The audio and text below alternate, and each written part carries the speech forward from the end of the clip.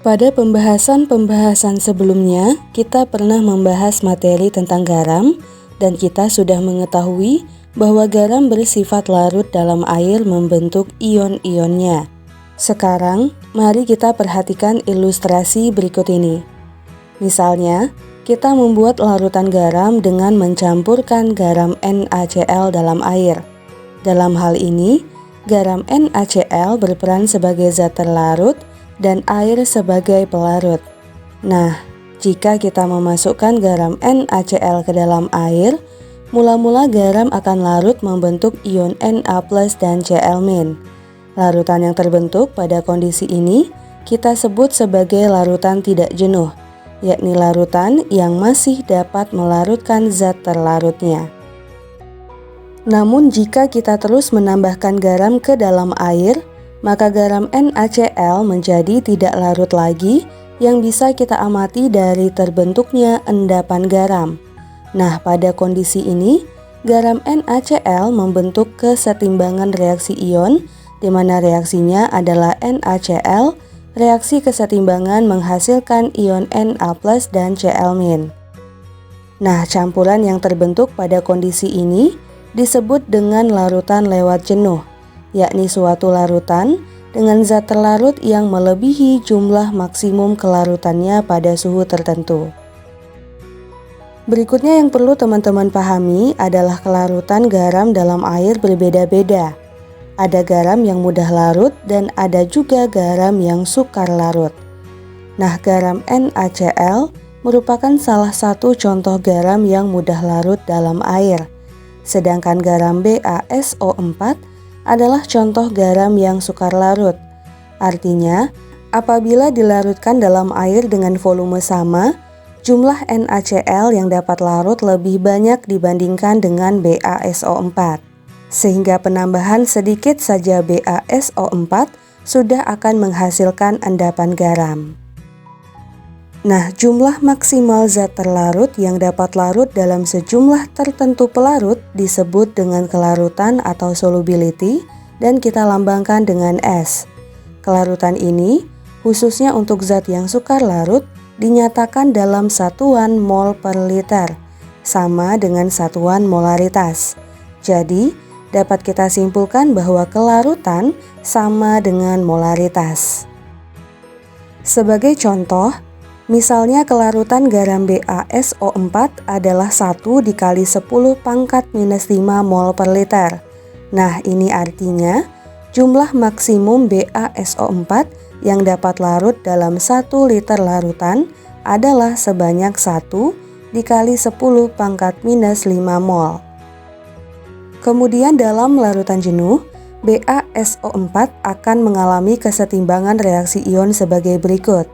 BaSO4 terurai menjadi ion Ba2+ ditambah SO4 2-. Berdasarkan reaksi ini, jika kelarutan garam BaSO4-nya adalah 1 dikali 10 pangkat minus 5 mol per liter, maka dalam larutan jenuh, terdapat ion Ba2+ sebanyak 1 dikali 10 pangkat minus 5 mol per liter, dan ion SO4 2-nya juga sebanyak 1 dikali 10 pangkat minus 5 mol per liter.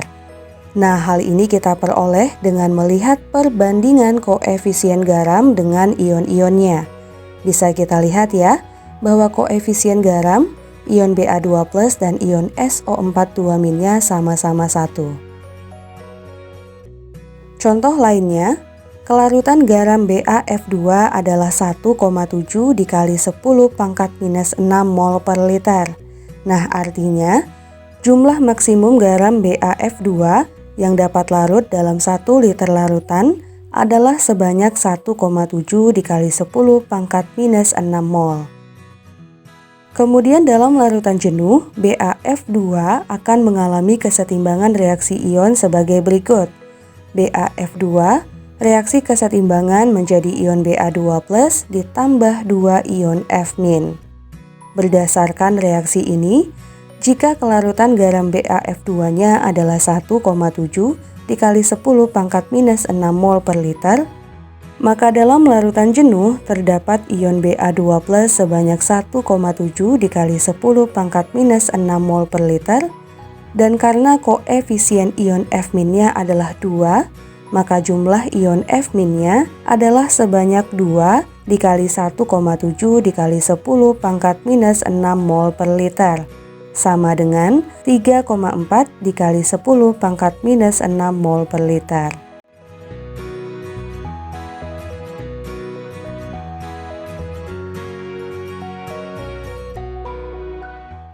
Hasil kali kelarutan yang dilambangkan dengan KSP merupakan hasil perkalian konsentrasi ion-ion garam dalam larutan jenuh.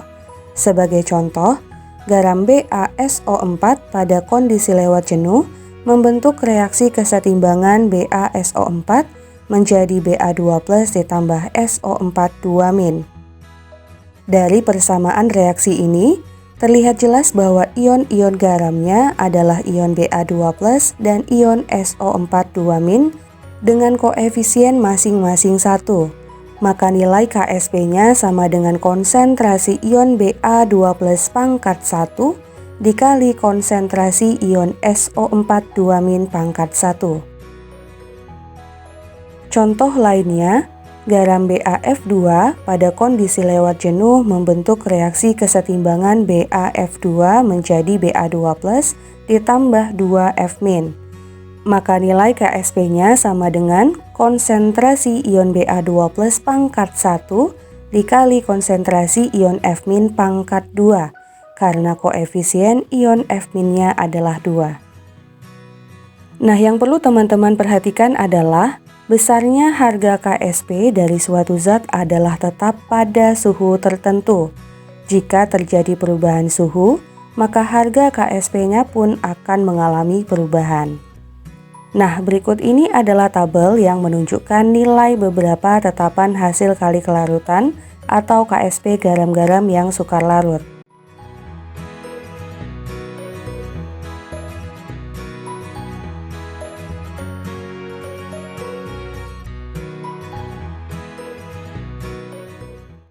Sesuai dengan yang sudah kita bahas, nilai kelarutan dan hasil kali kelarutan sama-sama dihitung pada larutan lewat jenuh. Maka hal ini menyebabkan adanya hubungan yang sangat erat di antara keduanya. Contoh, untuk garam BaSO4 pada kondisi lewat jenuh. Jika kelarutan garam BaSO4 kita lambangkan dengan S mol per liter, maka dalam reaksi kesetimbangannya, konsentrasi ion Ba2+ dan SO4 2-nya masing-masing adalah S mol per liter juga. Kemudian, KSP garam BaSO4 sama dengan konsentrasi ion Ba2+ pangkat 1 dikali konsentrasi ion SO4 2- pangkat 1. Maka jika kita substitusikan, nilai KSP-nya sama dengan S dikali S, sama dengan S kuadrat. Nah, dari persamaan ini, kita bisa menentukan harga KSP-nya jika diketahui data kelarutan garamnya. Begitu juga sebaliknya. Contoh lainnya untuk garam BaF2 pada kondisi lewat jenuh.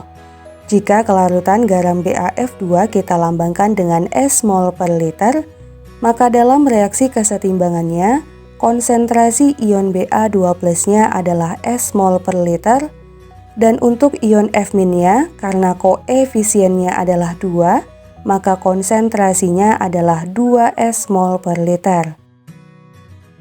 Kemudian KSP garam BaF2 sama dengan konsentrasi ion Ba2+ pangkat 1 dikali konsentrasi ion F- pangkat 2. Maka jika kita substitusikan, nilai KSP-nya sama dengan S dikali 2S pangkat 2, sama dengan S dikali 4S pangkat 2. Hasilnya adalah 4S pangkat 3. Nah, supaya paham, mari kita lanjutkan ke contoh-contoh soal.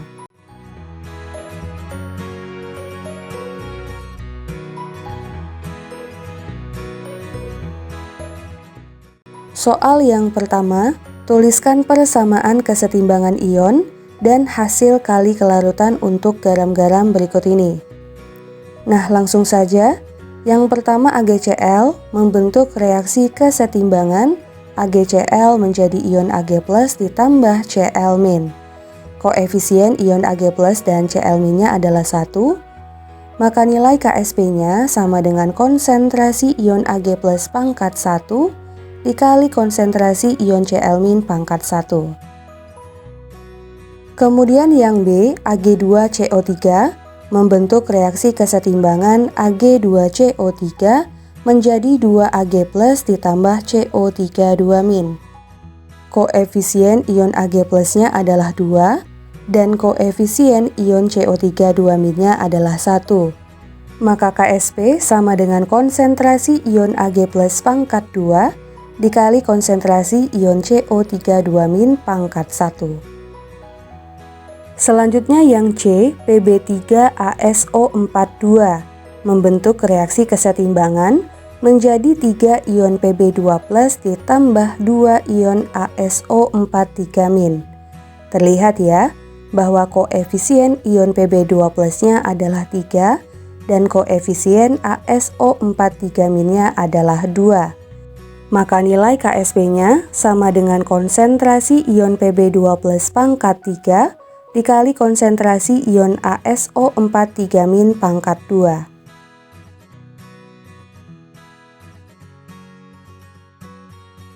Soal yang kedua, berdasarkan percobaan, ditemukan bahwa Pbi2 dapat larut sebanyak 1,2 dikali 10 pangkat minus 3 mol per liter larutan jenuh pada suhu 25 derajat Celcius. Berapakah Ksp Pbi2? Nah, Pbi2 membentuk reaksi kesetimbangan menjadi ion Pb2+ ditambah 2 ion imin.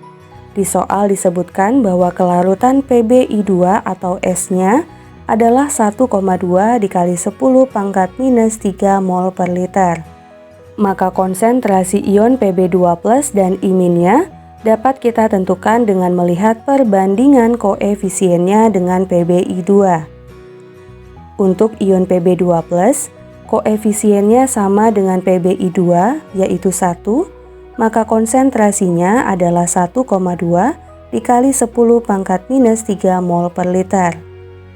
Kemudian untuk ion imin, karena koefisiennya 2, maka konsentrasinya adalah 2 dikali 1,2 dikali 10 pangkat minus 3 mol per liter, sama dengan 2,4 dikali 10 pangkat minus 3 mol per liter. Berikutnya dari reaksi kesetimbangannya, kita bisa melihat bahwa koefisien ion Pb2+-nya adalah 1 dan koefisien ion iminnya adalah 2. Maka persamaan untuk Ksp-nya adalah Ksp sama dengan konsentrasi ion Pb2+ pangkat 1 dikali konsentrasi ion imin pangkat 2. Nah, kita substitusikan konsentrasi ion-ionnya sehingga Ksp sama dengan 1,2 dikali 10 pangkat minus 3 dikali 2,4 dikali 10 pangkat minus 3 pangkat 2. Nah, hasilnya adalah 6,9 dikali 10 pangkat minus 9.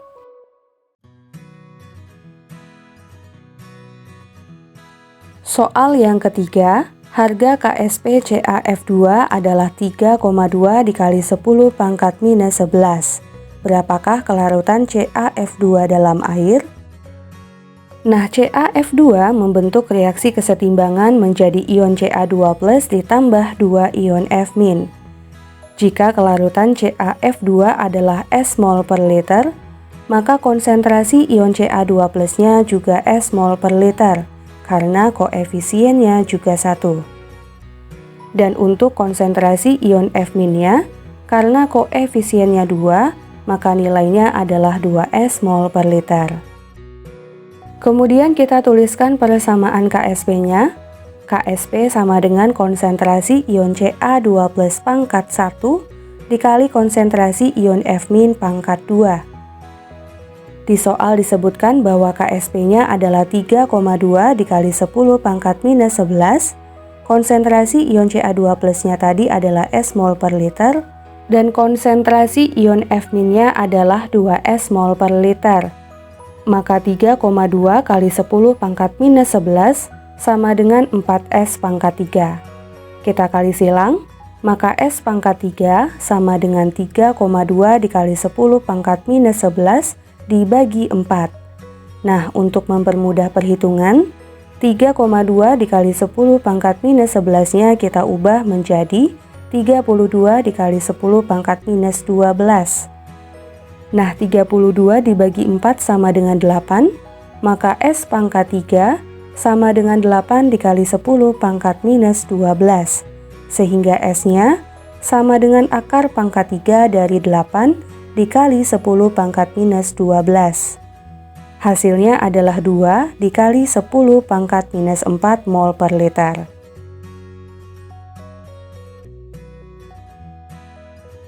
Soal keempat, kelarutan perak bikromat Ag2Cr2O7 pada suhu 25 derajat Celcius adalah 8,3 dikali 10 pangkat minus 3 gram dalam 100 ml air. Tentukan KSP Ag2Cr2O7. Nah, untuk soal ini kita tentukan dulu kelarutan atau S dari Ag2Cr2O7. Diingat bahwa kelarutan sama dengan molaritas, sehingga bisa kita hitung dengan rumus massa dibagi mR dikali 1000 per volume dalam satuan mililiter. Di soal sudah diketahui bahwa masanya adalah 8,3 dikali 10 pangkat minus 3 gram, massa molekul relatif atau mR-nya adalah 432, dan volumenya adalah 100 ml.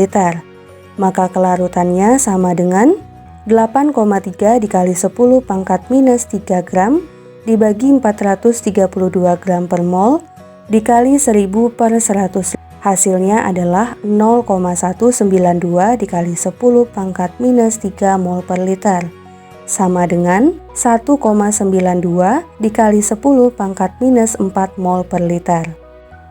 Selanjutnya Ag2Cr2O7 mengalami reaksi kesetimbangan menjadi 2 ion Ag+ ditambah ion Cr2O7 2-. Jika kelarutan Ag2Cr2O7-nya adalah 1,92 dikali 10 pangkat minus 4 mol per liter, maka untuk ion Ag+, karena koefisiennya 2, konsentrasinya adalah 2 dikali 1,92 dikali 10 pangkat minus 4 mol per liter, sama dengan 3,84 dikali 10 pangkat minus 4 mol per liter. Selanjutnya untuk ion Cr2O7 2-nya, karena koefisiennya 1, maka konsentrasinya adalah 1,92 dikali 10 pangkat minus 4 mol per liter. Berikutnya KSP sama dengan konsentrasi ion Ag+ pangkat 2 dikali konsentrasi Cr2O7 2- pangkat 1, sama dengan 3,84 dikali 10 pangkat minus 4 kuadrat dikali 1,92 dikali 10 pangkat minus 4. Hasilnya adalah 2,82 dikali 10 pangkat minus 11.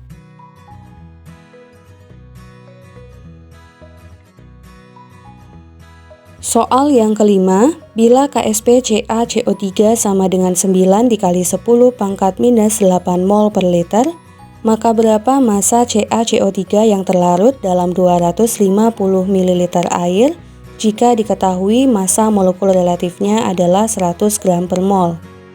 Nah, untuk soal ini kita tentukan dulu kelarutan CaCO3. Dalam larutan jenuh, CaCO3 membentuk reaksi kesetimbangan menjadi ion Ca2+ ditambah ion CO3 2-. Jika kelarutan CaCO3-nya adalah S mol per liter, maka konsentrasi ion Ca2+ dan CO3 2-nya juga S mol per liter, karena koefisiennya sama-sama 1.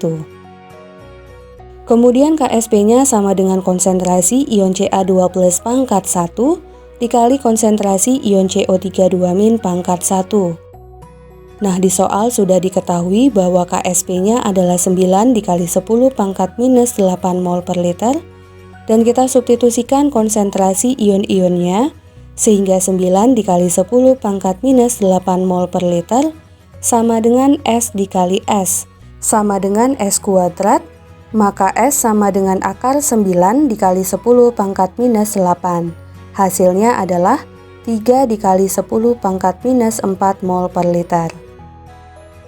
Berikutnya, karena kelarutan sama dengan molaritas, maka massa CaCO3-nya dapat kita hitung melalui persamaan kelarutan sama dengan massa dibagi mR dikali 1000 per volume dalam satuan mililiter. Untuk mR-nya di soal sudah diketahui, yaitu 100 gram per mol dan volumenya 250 ml. Maka 3 dikali 10 pangkat minus 4 mol per liter sama dengan massa dibagi 100 gram per mol dikali 1000 per 250. Nah, 1000 dibagi 250 hasilnya 4. Kemudian kita kali silang, maka 4 dikali massa sama dengan 3 dikali 10 pangkat minus 4 dikali 100 sama dengan 3 dikali 10 pangkat minus 2. Maka massa sama dengan 3 dikali 10 pangkat minus 2 dibagi 4. Hasilnya adalah 7,5 dikali 10 pangkat minus 3 gram. Soal yang keenam, disajikan data KSP beberapa senyawa pada suhu 25 derajat Celcius berikut ini. Urutkan senyawa-senyawa tersebut dari yang paling mudah larut dalam air. Nah, untuk soal ini kita tentukan dulu nilai kelarutan atau S setiap senyawanya. Kita mulai dari yang A, AlPO4 mengalami reaksi kesetimbangan menjadi ion Al3+ ditambah PO4 3-. Jika kelarutan AlPO4 kita lambangkan dengan S mol per liter, maka konsentrasi ion Al3+ dan PO4 3-nya juga senilai S mol per liter. Kemudian dari reaksi kesetimbangannya, kita bisa mengetahui bahwa KSP-nya adalah konsentrasi ion Al3+ pangkat 1 dikali konsentrasi ion PO4 3- pangkat 1. Di soal sudah diketahui bahwa KSP-nya adalah 9,8 dikali 10 pangkat 21, maka 9,8 dikali 10 pangkat minus 21 sama dengan S dikali S, sehingga 9,8 dikali 10 pangkat minus 21 sama dengan S kuadrat. Maka S sama dengan akar pangkat 2 dari 9,8 dikali 10 pangkat minus 21. Nah, untuk memudahkan perhitungan, kita ubah menjadi akar pangkat 2 dari 98 dikali 10 pangkat minus 22. Maka kelarutan atau S garamnya adalah 9,9 dikali 10 pangkat minus 11 mol per liter. Kemudian untuk yang B, CO3ASO42 mengalami reaksi kesetimbangan menjadi 3 ion CO2+ ditambah 2 ion ASO4 3-. Jika kelarutan CO3ASO42 adalah S mol per liter, maka konsentrasi ion CO2+-nya adalah 3 S mol per liter karena koefisiennya 3. Dan untuk ion ASO4 3- koefisiennya adalah 2, maka konsentrasinya adalah 2 S mol per liter. Kemudian KSP-nya sama dengan konsentrasi ion CO2+ pangkat 3 dikali konsentrasi ion ASO4 3- pangkat 2. Di soal diketahui bahwa KSP-nya 6,8 dikali 10 pangkat minus 29, maka 6,8 dikali 10 pangkat minus 29 sama dengan 3S pangkat 3 dikali 2S pangkat 2, sama dengan 108 S pangkat 5. Kita kali silang, maka S pangkat 5 sama dengan 6,8 dikali 10 pangkat minus 29 dibagi 108. Sehingga kelarutan atau S-nya adalah akar pangkat 5 dari 6,8 dikali 10 pangkat minus 29 dibagi 108. Hasilnya adalah 9,1 dikali 10 pangkat minus 7 mol per liter. Selanjutnya yang C, PbOH2 mengalami reaksi kesetimbangan menjadi ion Pb2+ ditambah 2 ion OH-. Jika kelarutan PbOH2-nya adalah S mol per liter, maka konsentrasi ion Pb2+-nya juga S mol per liter karena koefisiennya sama. Dan untuk ion OH-, karena koefisiennya 2, maka konsentrasinya adalah 2S mol per liter. Kemudian KSP-nya sama dengan konsentrasi ion Pb 2 plus pangkat 1 dikali konsentrasi ion OH- pangkat 2. Untuk KSP-nya di soal diketahui senilai 1,4 dikali 10 pangkat minus 20, maka 1,4 dikali 10 pangkat minus 20 sama dengan S dikali 2S pangkat 2, sama dengan 4S pangkat 3. Sehingga S pangkat 3 sama dengan 1,4 dikali 10 pangkat minus 20 dibagi 4. Dan kelarutan atau S-nya sama dengan akar pangkat 3 dari 1,4 dikali 10 pangkat minus 20 dibagi 4. Hasilnya adalah 1,5 dikali 10 pangkat minus 7 mol per liter. Berikutnya, semakin besar nilai kelarutan atau S, maka semakin mudah zat tersebut untuk larut dalam air. Maka jika kita urutkan, yang paling mudah larut adalah CO3ASO42, diikuti dengan PbOH2, dan yang paling sukar larut adalah AlPO4, karena nilai kelarutan atau S-nya paling kecil.